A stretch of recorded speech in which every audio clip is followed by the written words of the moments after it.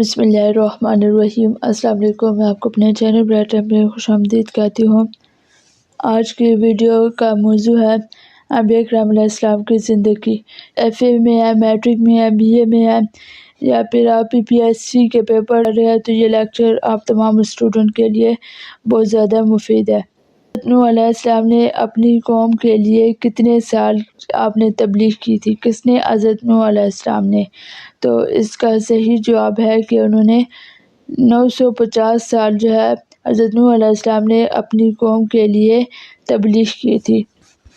दूसरा सवाल है, हज़रत यूसुफ अलैहिस्सलाम को किस चीज़ की बिना पर मिस्र के ख़जाने का निगहबान बनाया गया था?